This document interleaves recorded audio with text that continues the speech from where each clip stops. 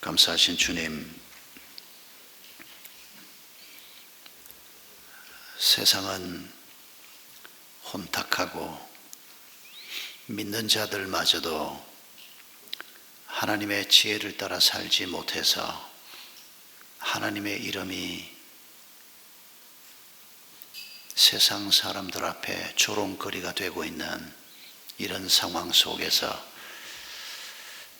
저희가 다시 전도서의 말씀을 통해서 어떻게 사는 것이 지혜롭게 사는 것인지, 어떻게 사는 것이 하나님께서 주신 성도의 길을 걸어가는 것인지를 다시 한번 생각하려고 합니다. 성령 하나님께서 저희 한 사람 한 사람의 마음을 만져 주시옵소서. 이 시간 우리 마음속에 어떤 생각을 가지고 있든지 간에 하나님의 말씀으로 다시 한번 저희 생각을 정리하게 해주시고 저희 삶을 새로운 빛으로 비추어 볼 수 있도록 저희를 도와주시옵소서. 예수님의 이름으로 기도하옵나이다. 아멘. 전도서 9장에 이런 얘기가 나와 있는 것 지난 주간에 여러분 읽었을 것입니다. 힘센 왕이 작은 성읍을 공격을 했습니다. 그 성을 에워싸고 성벽을 무너뜨릴 준비가 끝났습니다. 여러분, 성벽이 무너진다, 적의 침공으로 말미암아 전쟁에서 패배를 하고 성이 접수가 된다라고 하는 것이 뭘 의미하는 것인지 떠올려 보십시오. 일반적으로 아주 잔인한 정복자들은 전부 다 죽이기도 하고, 또 남자들만 죽이고 여자들은 노예로 삼기도 하고, 또 젊은 병사들은 다 죽이고 나머지 사람들을 노예로 삼기도 하고, 다양한 전례가 있습니다마는 틀림없는 것은 비참한 삶을 맞게 되는 것입니다. 노예가 되는 것을 피할 수 없습니다. 전쟁에서 이기면 그 성에 들어가서 신전을 먼저 접수합니다. 그리고 그 신전을 폐쇄합니다. 부수어버립니다. 이 신은 자기 백성을 지켜주지 못했다. 그래서 그 신의 이름은 함께 없어지는 것입니다. 그리고 그 신의 이름을 부르던 모든 사람들은 죽거나 노예가 돼서 한평생 비참하게 살아야 하는 그런 상황이 전도서 9장에서 얘기하고 있는 이 작은 성읍에 왔다는 것입니다. 그런데 이런 위기 상황에서 그때 그 성 안에 살고 있던 한 남자가 이 위기를 타개합니다. 그런데 이 사람을 어떻게 소개하고 있는 거 아니까 가난한 남자였다고 얘기합니다. 그래서 사람들의 주목을 전혀 끌지 못했던 사람이라고 얘기합니다. 사람이 지혜로운 사람이었는데, 그래서 그 지혜를 가지고 이 성의 위기를 돌파해낸 사람인데 이전에는 전혀 주목을 받지 못했다고 지적하고 있는 것이 참 안타깝습니다. 사람들이 지혜로워도 무시를 받는 겁니다. 똑똑해도 무시를 받는 겁니다. 그 다음 얘기가 참 가슴 아픈 얘기입니다. 가난했던 이 남자가 성을 구했을 때 사람들은 처음에는 아마 기뻐했을 것입니다. 그런데 그 성의 어느 누구도 이 가난한 사람, 성을 살린 사람을 오래 기억하지는 않았다라고 말하고 있습니다. 너무 큰 신세를 졌지만은, 생명의 구원의 신세를 졌지만은, 노예가 될 뻔한 사람들이 자유인으로 살 수 있는 이런 큰 신세를 졌지만은, 신세진 건 신세진 거고, 또 먹고 살아야 되고 농사 지어야 되고 이런저런 할 일 많고, 이 사람은 곧 잊혀져 버리고 말았다는 것입니다. 여러분, 전도서 9장에서 전도자가 우리에게 이런 얘기를 들려주는 이유가 무엇입니까? 우리가 하나님의 지혜를 구하고 그 지혜를 가지고 잘 섬기고 엄청난 열매까지 만들어냈다고 하더라도 사람들이 그걸 기억하지 못할 수 있다는 것입니다. 그게 우리가 살고 있는 세상이라는 것입니다. 아마 여러분도 옛날을 떠올려 보면 이런 기억주문 다 여러 개씩 가지고 있을 겁니다.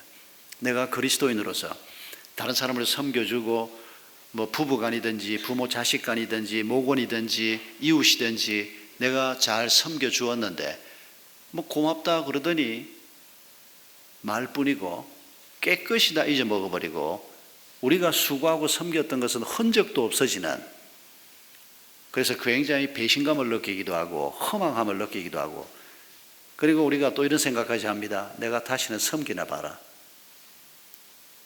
하나님이 나한테는 왜 지혜인가 무언가를 주셔가지고 내 딴에는 열심히 섬겼는데 남은 게 뭐냐? 이런 기억 없는 사람은 아무도 없을 것입니다.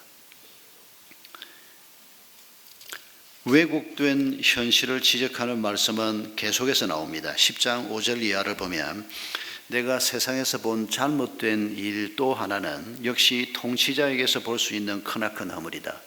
어리석은 사람을 높은 자리에 앉히고 존귀한 사람을 낮은 자리에 앉히는 것이다. 어리석은 사람이 높은 자리에 올라가서 이런저런 결정을 하는데 수많은 사람에게 고통을 안겨준다는 겁니다. 이게 얼마나 무서운 일인지를 우리가 기억해야 합니다. 우리의 가족이, 내 가까운 사람들이 중요한 지위에 나아가기를 기도하시면 안 됩니다. 어리석은 사람이면 세상을 망쳐먹고 수많은 사람의 삶을 망쳐먹을 것이기 때문입니다. 하나님의 지혜가 있는 사람, 완전한 것은 물론 아닙니다. 그래도 준비된 사람들이 그런 자리에 가야 하는데 그리스도인들조차도 잘못 생각하고 그 지위가, 그 자리가 책임을 요구한다는 것을 생각하지 않고 보기에 근사한 것만 생각하고 명예만 생각하고 우리가 잘못 기도하는 경우가 얼마나 많은지 모릅니다. 이런 왜곡된 현실, 이런 잘못된 우리 삶의 현장을 전도서는 꾸준하게 고발하고 있습니다. 왜 이런 일이 생긴다고 솔로몬이 지적합니까? 9장 18절, 10장 1절을 보면 이런 말씀이 나옵니다.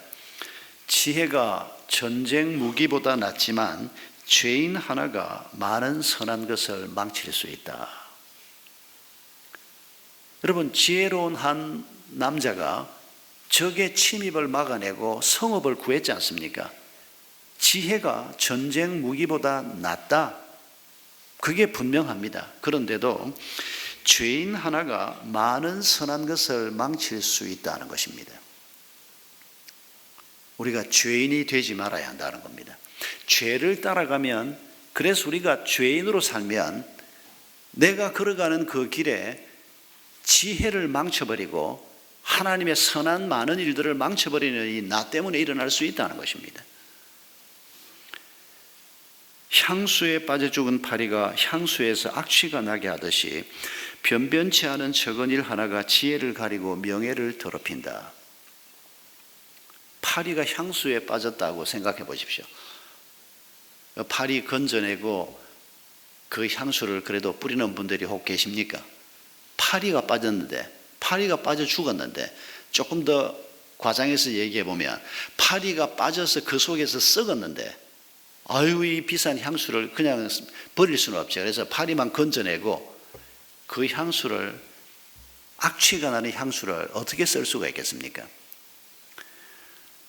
여러분, 우리가 만약 죄인이 되고 우리가 만약에 향수통에 빠진 파리처럼 된다면 이 왜곡된 세상 속에서 우리는 세상을 더 왜곡시키는 자가 되고 세상에 더 어둠이 짙어지게 만드는 자가 될 수밖에 없다는 것입니다. 최근에 있었던 한 대형교회 세습 사건이 전형적인 그런 사건이었습니다. 온 세상이 달겨들어서 지금 비난을 하고 있는, 일반 언론까지 달겨들어서 비난을 하고 있는, 교회라고 하는 것이 하나님이 주인이라고 수없이 떠들어댔는데 기독교인들이 그 큰 교회가 하나님이 주인이 아니고 내가 주인이고 그래서 내 아들한테 넘겨준다, 뭐 이렇게까지 가혹하게 말하면 그분들은 좀 심하다고 말할지 모르겠습니다. 그러나 내부 사정이 어떤지는 몰라도 적어도 우리가 바깥에서 볼 때는 그렇게 볼 수밖에 없는 실수가 벌어지고 있고, 이게 파리가 향수통에 떨어지는 것 같은, 그래서 향수 전체가 다 썩어버리는 것 같은. 그런데 여러분, 이게 지금 우리가 비판할 만한 이런 사람들 얘기로 끝나는 것이 아니고 우리 모두가 이런 자리에 떨어질 수 있다는 것을 생각하면서 어떻게 하면 우리가 향수통에 빠진 파리 같은 삶을 살지 않고 어떻게 하면 우리가 죄를 이기고 죄를 벗어나는 자로 살면서 하나님의 지혜를 가지고 살 것인가, 그걸 우리가 오늘 본문에서 다시 한번 생각해 보고자 하는 것입니다. 우리에게 솔로몬은 너는 너의 창조주를 기억하라고 말합니다. 하나님을 내가 기억하고 산다. 특별히 그 하나님이 창조하신 분이라는 것을 기억하고 산다는 것이 구체적으로 어떻게 사는 것을 의미할까요? 오늘 본문 7절에서 전도서 기자는 이렇게 말합니다. 빛을 보고 산다는 것은 즐거운 일이다. 해를 보고 산다는 것은 기쁜 일이다. 솔로몬이 왕궁에 앉아서 아주 비싸고 근사한 디자인이 된 옷을 입고 기가 막힌 식사를 하면서 아침에 해가 떠오르는 걸 보면서 오늘도 멋있는 하루가 시작이 되는구나. 오늘도 또 새로운 날이 시작되는구나. 지금 솔로몬이 그런 얘기를 하고 있는 겁니까? 자기의 왕관 때문에, 자기가 누리고 있는 이 모든 것들 때문에 새로운 날을 맞게 된 것을 기뻐하고 있다, 이런 얘기일까요? 아닙니다. 만약 우리가 솔로몬을 그런 관점에서 아직도 보고 있다면 전도서를 전혀 제대로 읽지 않은 것입니다. 솔로몬이 헛되다고 시작할 때도, 그리고 전도서를 끝낼 때도 이렇게 반복해서 얘기하고 있는 것은 자기가 가지고 있는 왕관과 자기가 가지고 있는 모든 것들까지 포함해서 하고 있는 얘기라는 것을 잊지 말아야 합니다. 여러분, 어젯밤에도 굶주린 채 잠자리에 든 사람들이 10억이 넘었습니다. 70억이 조금 넘는 인류가 살고 있는 이 땅에서 얼마나 많은 사람들이 굶주리고 있고 얼마나 많은 사람들이 지붕도 없는 곳에서 하룻밤 잠을 청해야 하는지 여러분 잊지 말아야 합니다. 오늘도 하루에 단돈 1,000원을 가지고 세끼 밥을 해결해야 하는 사람들이 수도 없이 많다는 것을 잊지 말아야 합니다. 난민이 돼서 고향을 떠난 사람들이 수천만을 헤아리고 있습니다. 시리아 난민만 1,000만이라고 얘기하지 않습니까? 터키 땅에만 450만 명의 난민이 있고 그리스의 아데네를 중심해서 100만이 넘는 난민이 있다는 말을 듣고 있습니다. 포항에 이재민이 생긴 사건을 생각해 보십시오. 우리가 몇 달 전만 해도 상상도 하지 않았는데 지진이 한번 오고 나니까 많은 사람들이 지금 돌아갈 집도 없어져 버리는 이런 고통을 받고 있는, 여러분, 이게 오늘 우리의 현실입니다. 이런 현실에서 솔로몬이 입고 있는 옷, 솔로몬이 출세했던 것, 그게 우리의 답이다라고 생각한다면 당신은 하나님의 지혜와는 아주 거리가 먼 사람입니다. 사람들은 오늘 우리 현실에 문제가 많이 있지만은 우리가 조금만 더 애를 쓰면 지혜자들이 나서고 힘 있는 사람들이 나서고 돈 있는 사람들이 나서서 우리가 조금만 더 애를 쓰면 이 인류가 사는 사회는 더 나아질 것이고 더 좋아질 것이다 라고 기대하면서 수고하는 분들이 많이 있습니다. NGO에 서섬기는 분들도 있고 정치를 하는 사람, 경제 분야에서 일하는 사람들 중에서도 귀한 헌신자들이 많이 있고 애를 쓰는 분들이 많이 있습니다. 참 감사한 일입니다. 그러나 여러분, 그런 노력을 하고 있다고 해도 우리가 잊지 말아야 할 것은 오늘 인류 사회가 노력하고 있는 이런 노력으로 오늘 우리의 문제가 해결이 되지 않는다는 것입니다. 여러분, 체코의 대통령을 지냈던 바츠라프 하벨이라고 하는 분을 기억하는 분이 계실지 모르겠습니다. 그렇게 오래되지 않았습니다. 아주 괜찮은 대통령이었습니다. 이분이 남긴 말이 참 잊혀지지가 않습니다. 이분이 일국의 대통령으로서 그리고 그리스도인으로서 이분이 사회주의, 민주주의, 자본주의 많은 것들을 붙들고 씨름하고 자기 민족을 살리기 위해서 최전방에서 일했던 대통령입니다. 그런데 이분이 남긴 말은 뭔가 하니까 인류가 추구하는 행복은 자기 힘과 노력으로 스스로 이룰 수 없고 인류가 만들어낸 가장 괜찮은 제도라고 하는 민주주의로도 부족하다. 그게 이분이 경험한 세상입니다. 그리고 이분은 이렇게 말합니다. 하나님께로 돌아서서 그분을 구해야만 우리가 행복해질 수 있다.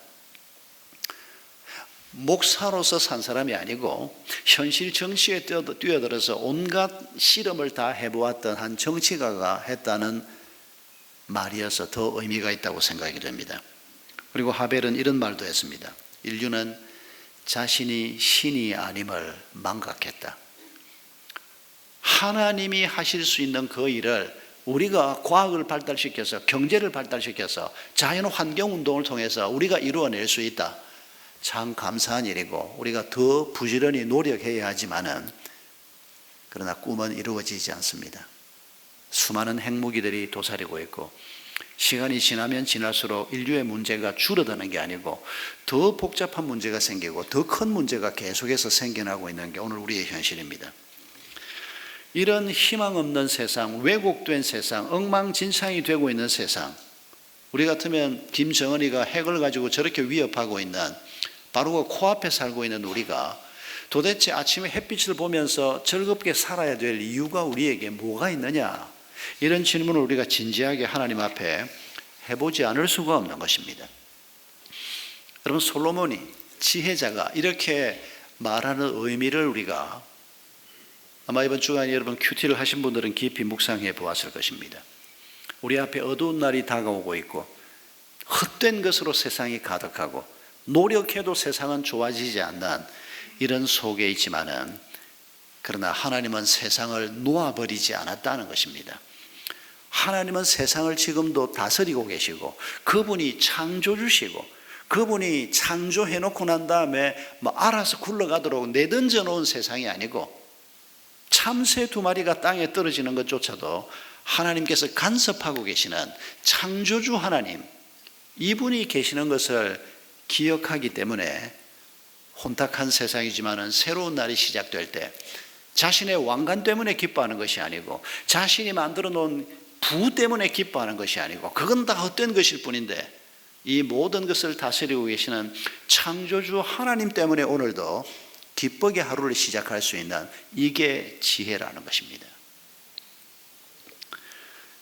우리가 이런 지혜를 가지고 살면서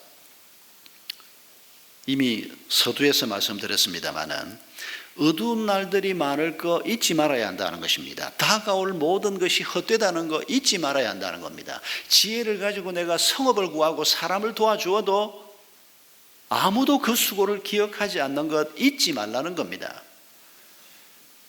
우리가 그걸 잊어버리면 내가 이만큼 수고했는데 왜 내게 아무 보상이 안 돌아오냐, 혹은 내가 이렇게 수고했는데 왜 이런 결과밖에 하나님이 주지 않느냐, 이렇게 말한다면 결국 우리는 하나님 때문에 기뻐하는 법은 놓치고 하나님이 주신 선물 때문에 기뻐하는 자가 되는 것입니다. 지혜가 하나님의 선물입니다. 그 지혜를 가지고 내가 섬길 수 있다면 그것도 하나님이 주신 선물입니다. 그래서 누군가가 살아났습니다. 누군가가 위로를 얻습니다. 누군가가 기쁨을 누립니다. 그것도 선물입니다. 내가 지혜를 가지고 누군가를 섬겨서 그런 결과가 나오는 것도 선물입니다. 그런데 이놈의 인간들이 내가 그렇게 섬겼는데 감사를 안 해. 그것 때문에 슬퍼하지 말라는 겁니다. 그것 때문에 마음에 상처받지 말라는 겁니다. 우리에게 선물을 주신 그 선물보다 중요한 그 선물을 주신 하나님이 계신 것 때문에 기뻐할 줄 알아야 한다는 것입니다. 여러분, 해외 출장을 갔다 온 남편이 아내를 위해서 선물을 사왔다고 하면 상상을 해보십시오. 아유, 우리 집 양반은 그런 걸 사오는 법이 없어. 그래서 마음 상하지 마시고 상상을 한번 해보십시오. 제가 지금 가지고 있는 지갑은 그 지갑은 아닙니다. 그런데 이 지갑 쓰기 전에 똑같은 지갑을 제가 가지고 있었습니다. 갈색이었습니다. 똑같은 지갑인데 이거 한 몇 년 썼더니 닳아서 구멍이 나서 새 지갑으로 바꾸었는데 제가 그 옛날 지갑 안 버리고 제 책상 안에 딱 모셔놓았습니다. 왜냐하면 사연이 있는 지갑이기 때문입니다. 어느 날 주일 예배 마치고 사무실에서 목사님 누가 선물을 하나 주고 갔습니다 하고 봉투를 하나 받았습니다. 누군데요? 그러니까 안에 편지가 있답니다. 그래서 그걸 가지고 와서 읽어보니까 그 안에 이 선물 지갑이 들어있고 편지에 이렇게 써놨습니다. 제가 처음으로 해외 출장을 왔다가 방콕 공항인지 어느 공항인지 그 이름은 잊어먹었습니다. 이제 돌아가면서 비행기를 기다리면서 안에 선물을 사기 위해서 이 코너 저 코너를 돌다가 갑자기 박 목사님 생각이 났다는 겁니다. 매주 설교도 꺼내봤는데 그래서 안에 선물을 사고 목사님 선물을 샀다고 지갑을 넣어놓은 겁니다. 처음입니다. 그렇게 그 선물의 의미까지 설명을 하고 아내의 선물과 내 선물을 동등하게 이렇게 설명하고 굉장히 감동이었습니다. 처음 그러니까 제가 그걸 쉽게 못 버리지 않습니까? 근데 그 사람이 누군지는 모릅니다. 자기 이름을 써놓지 않아가지고 그 지갑 들고 이게 누구요 하고 물어볼 수도 없고 해서 제가 그거 못 버립니다. 아마 제가 죽는 날까지 아마 제 책상 서랍에 그 지갑이 남아있을 겁니다. 여러분 그 안에는 마음이 어땠을까요? 제보다 더 깊었을 겁니다. 남편이 해외 출장을 처음 갔다 와서 선물을 하나 사왔지 않습니까? 마음에 드는 선물을 사기 위해서 애를 썼을 겁니다. 그런데 여러분, 선물이 중요합니까? 남편이 중요합니까? 쓸데없는 질문을 하고 있는 거지요. 그런데 우리가 말로 들으면 빤한 답이 나오는 건데도 실제 우리의 삶 속에서는 우리가 실수를 참 많이 합니다. 이걸 선물이라고 가져왔어? 이래 보신 적 없습니까? 또 막 그렇게 막말까지는 아니더라도 아유 난 저 색깔은 마음에 안 들어. 그래가지고 두 번 다시 남편이 내가 선물 사오나 봐라. 이런 집들이 많이 있다고요. 선물을 서로 내가 좋아하지 않더라도 그런 마음을 가지고 사온 남편이 선물보다는 더 중요하지 않습니까? 그 선물 때문에 내가 기쁨이 없더라도 남편이 더 중요하지 않습니까? 여러분 하나님께서 우리에게 지혜를 주시고 어떤 일을 우리에게 주셔서 무언가 섬겼습니다. 그런데 이게 기쁨을 내게 주지 않습니다. 그렇다고 해서 하나님 때문에 기뻐하는 것을 놓쳐버린다면 이게 얼마나 바보 같은 짓이냐 그 말입니다. 그런데 우리가 이런 실수를 너무 많이 합니다.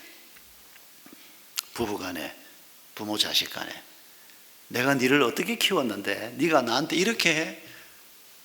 수많은 부모들이 그런 일 때문에 마음이 상해가지고 의가 상하기도 하고. 여러분 잊지 마십시다. 우리도 우리 부모한테 한때는 그런 자식이었던 것을. 모든 자식들은 부모의 마음을 상하게 하는 자들입니다. 효자는 없습니다. 천지의 불효자뿐입니다. 어떻게 부모님들이 우리에게 해주신 것을 자식들이 갚는단 말입니까? 내가 해준 걸 자식들이 어떻게 갚는단 말입니까? 애초에 그런 기대부터 하지 말아야 합니다. 그저 선물입니다. 키울 때 기뻤고 크고 나니까 지 혼자 큰 것처럼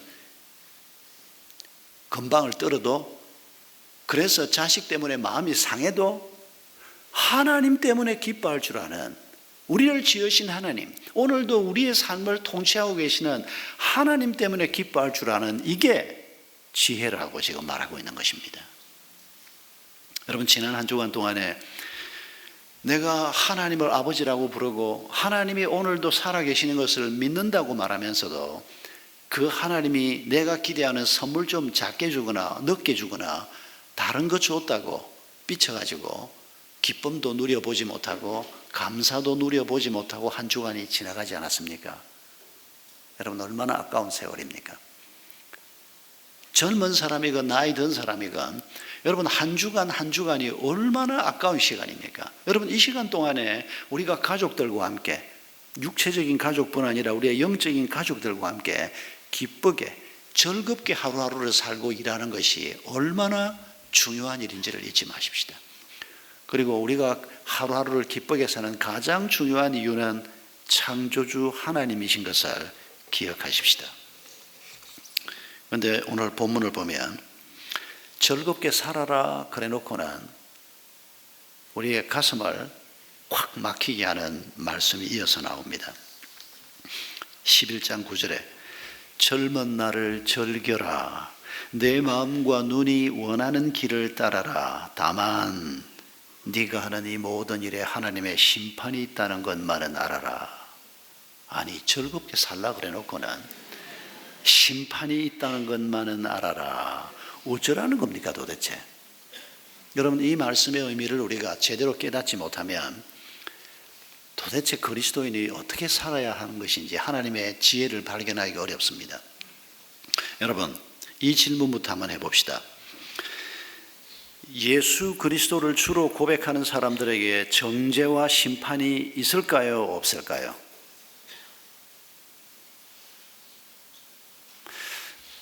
너무 쉬워서 답을 안 하고 있는 거죠. 답을 몰라서 답을 못하는 분은 생명의 삶 다시 들어오십시오. 이거 우리 생명의 삶에서 많이 다루는 주제입니다. 예수님이 내 죄값을 치르기 위해서 십자가에 달려 죽으신 것을 믿으십니까? 그런데 지금 아멘 하시는 분들 왜 앞 질문할 때는 가만히 있습니까?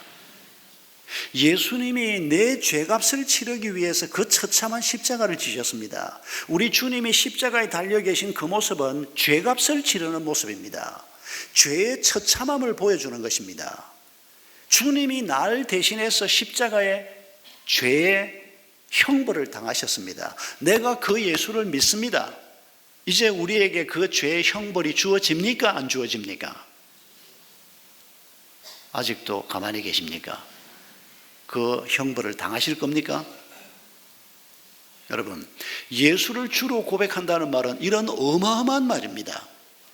내가 범죄했지만은, 내가 향수통에 빠진 파리 같은 인생이지만은 하나님께서 예수 그리스도를 이 땅에 보내시고 그분이 십자가에서 내 죄값을 대신 치르는 죽음을 당하셨으므로 나는 그 형벌을 받지 않는다는 것입니다.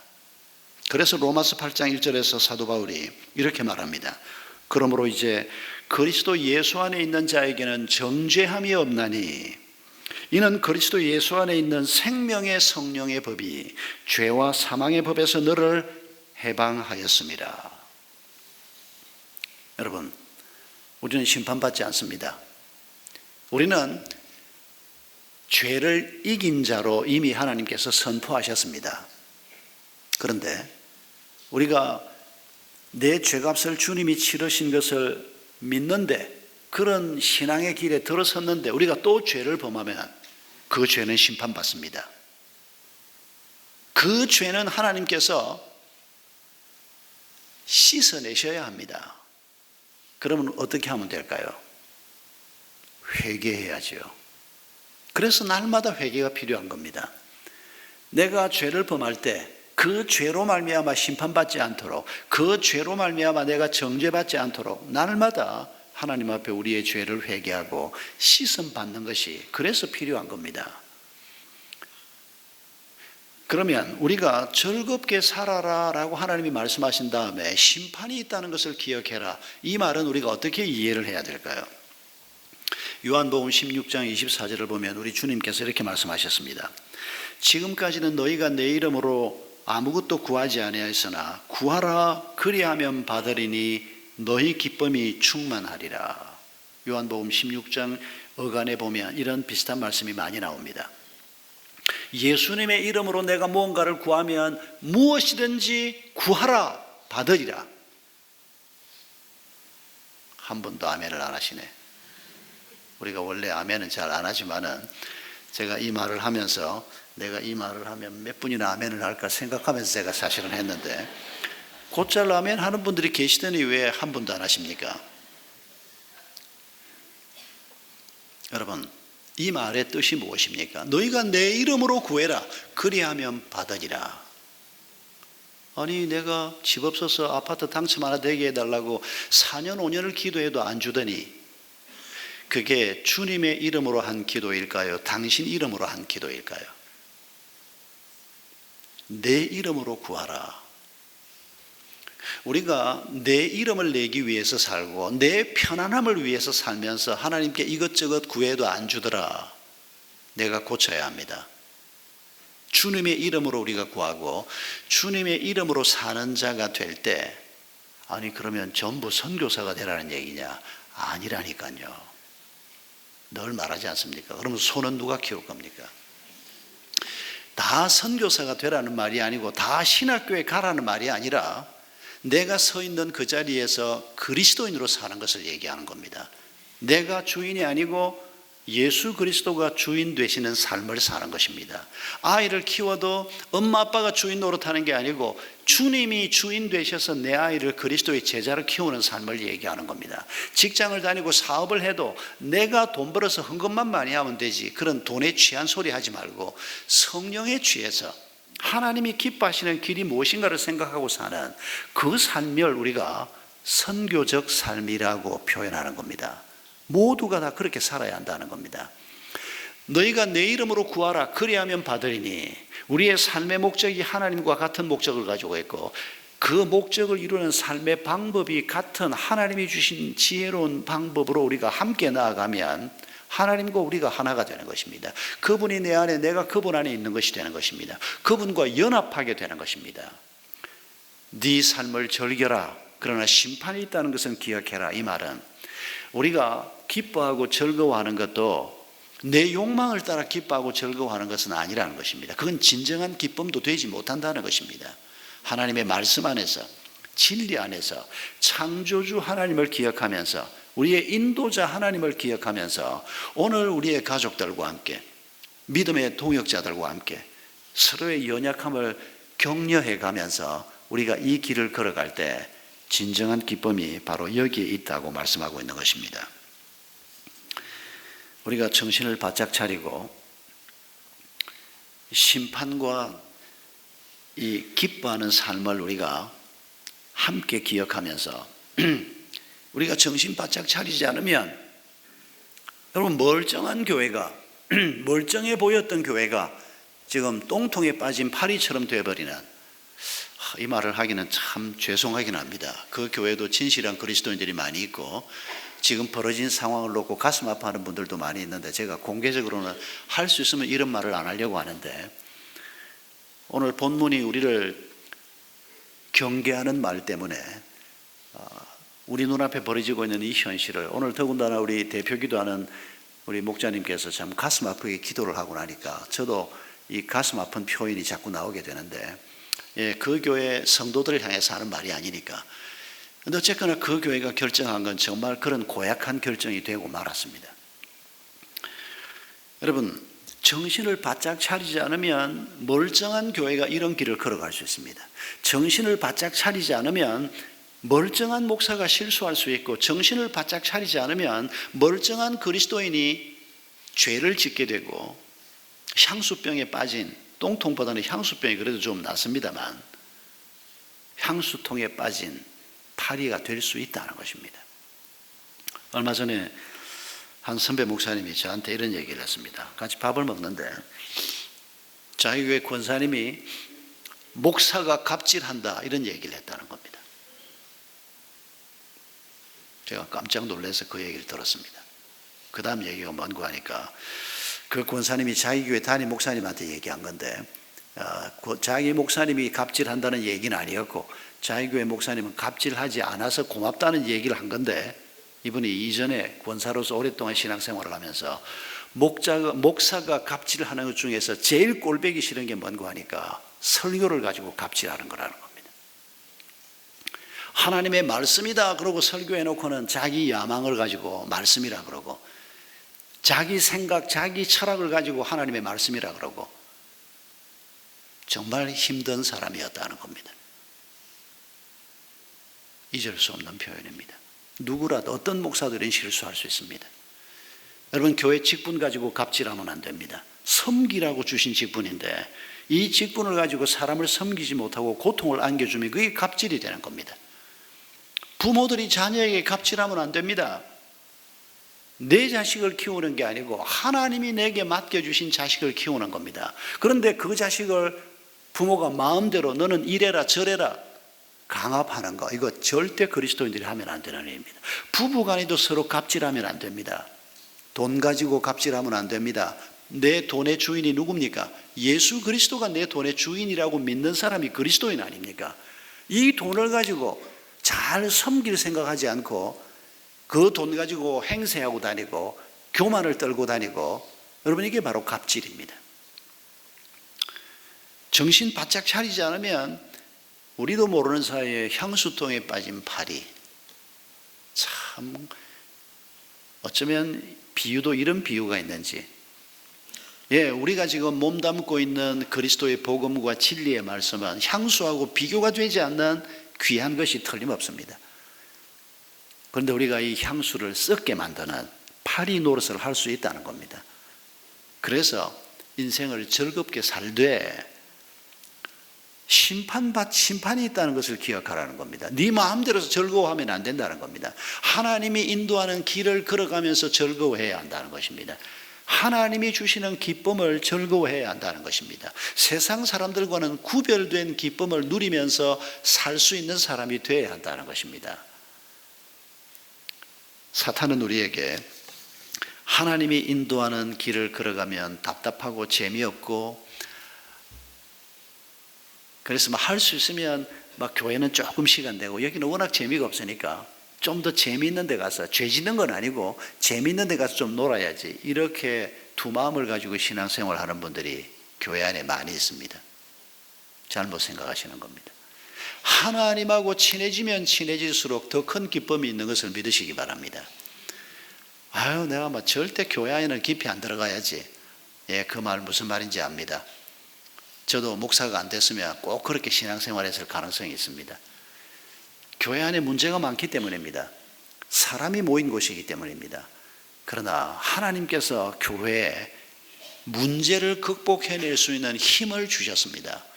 그 문제를 함께 극복할 때 우리가 누리는 기쁨이 얼마나 큰지 모릅니다. 그런데 아예 난 들어가지 않을래, 그냥 바깥에서 예배만 딱 드리고 돌아가고, 괜히 봉사한다고 들어갔다가 꼴보기 싫은 권사한테 한 소리 듣고 나면 밤에 잠이 안 오고, 그냥 가짜는 인간들이 봉사 좀 한다고 잘하느니 못하느니 아예 들어와가지고 그냥 상처를 받아본 경험이 있으니까, 신앙생활을